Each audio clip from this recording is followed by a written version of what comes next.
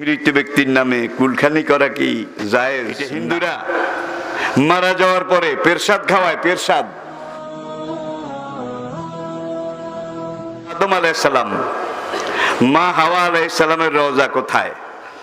মা হাওয়া আলাইহিস সালামের রওজা বর্তমান Jeddah Abdul Aziz international airport, Jeddah বিমানবন্দর। হাজিরা যেখানে গিয়ে নামে, এখান থেকে 10 কিলোমিটার উত্তর দিকে লোহিত সাগরের পাড়ে, সাগরের ডালে, সেখানে মা হাওয়ার কবর।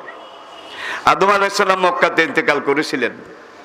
করার পরে তাকে কাবাগরের দক্ষিণ পূর্ব কোণে একটা ছোট্ট মতো পাহাড় আছে, জাবাল আবু কুবায়েস, যেখানে বর্তমানে সৌদি বাদশার বাড়ি। এই জাবাল আবু কুবায়েসের একটা নিচের গর্তের মধ্যে এখানে তার লাশ মোবারক রেখে মাটি পাথর চাপা দেওয়া হয়েছিল। এখানে আদম আলাইহিস সালামের কবর। আবার একটা রিওয়ায়াতে পাওয়া যায়, নূহ আলাইহিস সালাম যখন পূর্ব ইরাকের, উত্তর ইরাকের মৌসেল শহরে আল্লাহর নির্দেশে নৌকা তৈরি করেছিলেন, মহাপ্লাবন সৃষ্টি হয়েছিল। সেই মহাপ্লাবনে নূহ আলাইহিস সালামের নৌকা যেতে যেতে যেতে ইরাক পেরিয়ে, জর্ডান পেরিয়ে, সৌদি আরবের এই সব সীমানা পেরিয়ে কাবার ওখানে গিয়ে নৌকাটা কাবার চারিদিকে ঘুরে, মানে কি তোয়াফ করে, তোয়াফ করে। 6 চক্কর হয়ে গেছে, 7ম চক্কর শুরু হবে। এই সময় নূহ আলাইহিস সালামের শিষ্যরা সেখানে দেখলেন কেমন যেন কাপড়ে মোড়ানো আর ঘাস পাতা দিয়ে মোড়ানো, রশি দিয়ে বাঁধা একটা লাশ, বিশাল। এই লাশটা নূহের জাহাজের পিছনে পিছনে তোয়াফ করে। এখন সঙ্গীরা এসে নূহ আলাইহিস সালামকে বললেন, ইয়া নবী আল্লাহ, ওগো আল্লাহর নবী, আমাদের জাহাজের পিছনে পিছনে একটা মরা মানুষের লাশের মতো লাগে। আমাদের জাহাজের পিছনে পিছনে ওই লাশটাও কাবাঘর তোয়াফ করে। নূহ আলাইহিস সালাম জাহাজের পিছনে গেলেন, যে দেখলেন যে হ্যাঁ লাশ একটা এইভাবে ঘোরে। তখন আল্লাহ বললেন, ইয়া নূহ হাযা আবুকা আদম সফিউল্লাহ, হে নবী, এই লাশ তোমার বাবা আদম আলাইহিস সালামের, ফাখুযহু ফি সফিনা, তুমি লাশটাকে নৌকায় তোলো।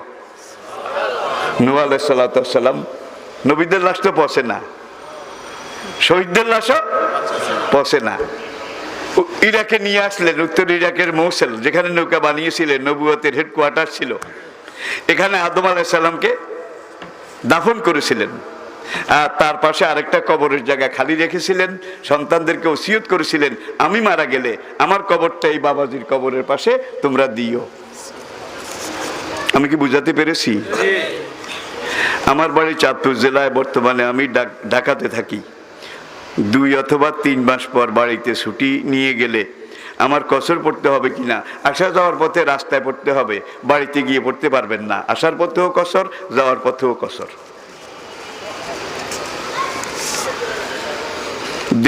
দেনা আদায় করিতে পারিতেছে না, অথবা মারা গেলে পাওনাদার সেই টাকা জাকাত হিসাবে মাফ করে দিলে জাকাত আদায় হবে কিনা? অবশ্যই আদায় হবে।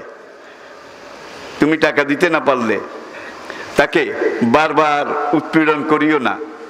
সে যদি একেবারে পড়ে যায়, তাহলে তুমি যদি সদকায়ে জারিয়া হিসাবে তাকে ক্ষমা করে দাও, একদিকে আল্লাহ কিয়ামত পর্যন্ত তোমাকে এটা সওয়াব দেবে, সদকায়ে জারিয়া হিসাবে।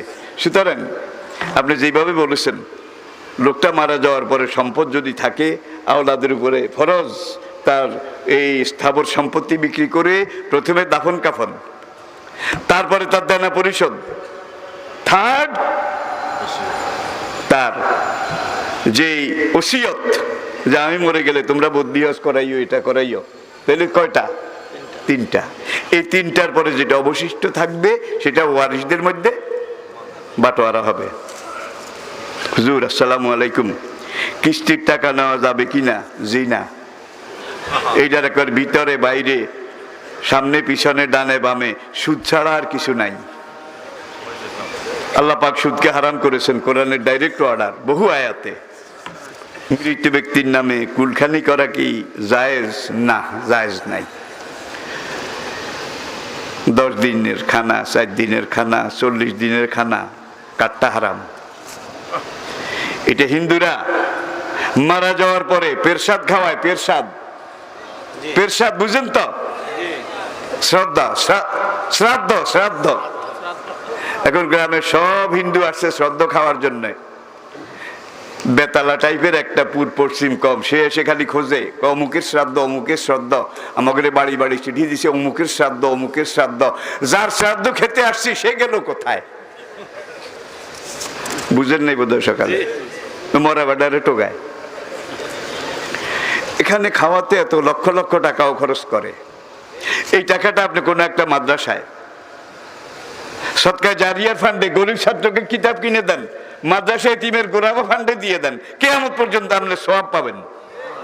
আর এখানে আপনি 40 দিন না 10 দিন খানা যেটা খাওয়াইছেন, এটার মধ্যে মদ খানেওয়ালা বোধহয় আসে নাই, বেনওয়াজি, জুয়ারি, পাগল, লুচ্চা, বদমাশ, একটা পাগল আর একটা ছাগল আর একটা কবরে মুতে এরা ইয়া খাইছে, খেয়েছে, পরদিন পায়খানা করেছে, কুল্লু খালাস, সব শেষ।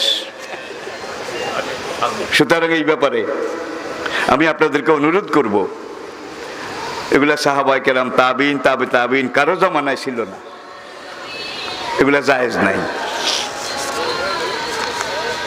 জিন জাতির ধর্ম কি? মারা গেলে কোথায় দাফন করা হয়? জিন জাতির মধ্যে আমাদের মতো মুমিনও আছে, কাফেরও আছে। আর জিন জাতির যারা মুমিন তাদেরকে জিনের ঠিকানা একদিকে সাগর মহাসাগর, আরেকদিকে পাহাড় পর্বত, বন জঙ্গল, সেই সব জায়গায় দাফন করা হয়। কিভাবে করা হয়? জিনেরা একদিকে শরীরী, আরেকদিকে অশরীরী। কি দেহ আছে, দেহ নাই। সুতরাং কোথায় কিভাবে দাফন করা হয় এগুলো আমাদের দরকার নেই। আপনার কিভাবে কোথায় দাফন করা হবে, দাফনের আগে আপনি কিভাবে প্রিপারেশন নেবেন, এটা নিয়ে চিন্তা করেন। জিনেরা গোল্লায় যাক। তাহাজ্জুদ নামাজের উপযুক্ত সময় কখন? রাতের 3 ভাগের 2 ভাগ অতিক্রম করার পরে। আমি বুঝাতে পেরেছি? 3 ভাগের 2 ভাগ, তাহলে যেটা আছে এটা শেষ ভাগ। অমিনাল লাইলি ফাতাহাজ্জাদ বিহি নাফিলাতাল লাক আসা আন ইয়াবাসাকা রাব্বুকা মাকামাম মাহমুদা। এটার সাথে আরেকটা জিনিস, আজকে আমরা এমন মুসলমান, এমন আলেম ওলামা, কিছু মুসলমানকে দ্বীনের এই ময়দানে পাওয়া যায়, দ্বীন কায়েমের ময়দানেও পাওয়া যায়। আর কিছু মুসলমানকে শুধু মসজিদে পাওয়া যায়, ময়দানে পাওয়া যায় না। আবার কিছু মুসলমানকে ময়দানে পাওয়া যায় কিন্তু মসজিদে পাওয়া যায় না, ঠিক কিনা বলেন? কিন্তু সাহাবায়ে কেরাম